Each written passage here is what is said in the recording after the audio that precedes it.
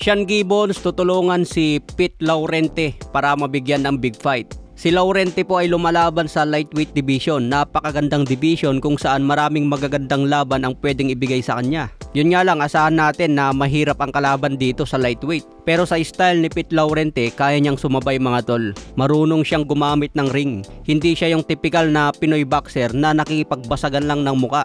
Eto, gumagamit talaga ng ring at kaya niyang mag-outbox. Kaya magandang estilo ito para sa lightweight division. Ito ang top 10 ngayon sa lightweight. Number 1 si Stevenson, number 2 si Tank Davis, number 3 si Mortalia at number 4 si Cepeda.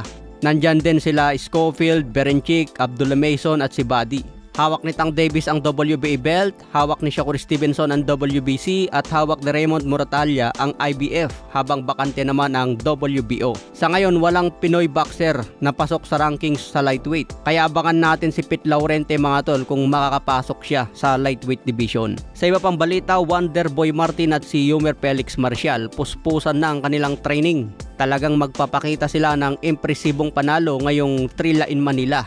Kaya manood tayo sa laban na yan mga tol dahil sigurado nandyan yung mga pambato nating Pinoy boxer. Sa iba pang balita, Beryl Ortiz binunyag na tinanggihan daw ni Jermel Charlo ang kanilang offer.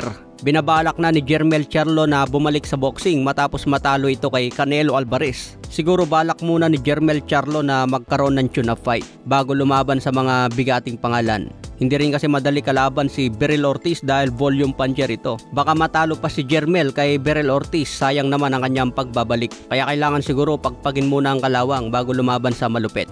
Sa iba pang balita, Jaime Munguia may go signal ng makabalik sa ring at posibleng mangyari ito sa November or December.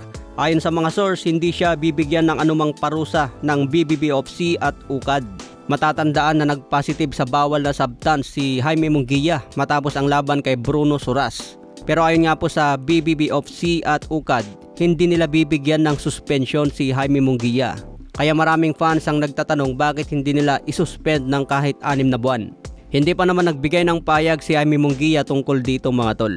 Kaya abangan natin ang kanyang mensahe. Sa ibang banda naman, trainer ni Terence Crawford, sinabing ito na ang bangungot ni Canelo Alvarez. Dahil 100% ang kumpiyansa ni Bomac McIntyre, natatalunin nila si Canelo Alvarez. Ibang estilo daw ang ipapakita ngayon ni Terence Crawford. Meron na daw itong lakas at bilis base sa kanyang sparring. Magugulat daw dito si Canelo Alvarez pagdating ng September 14. Ayon naman kay Dimitri Bivol, sinabi niya na kailangan patunayan ni Terence Crawford na kaya niyang tanggapin ang suntok ni Canelo.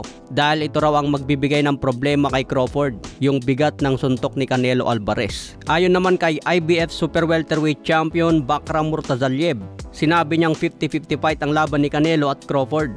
Kakayanin daw ni Crawford manalo sa desisyon, basta wag lang ito mahuli ng solid.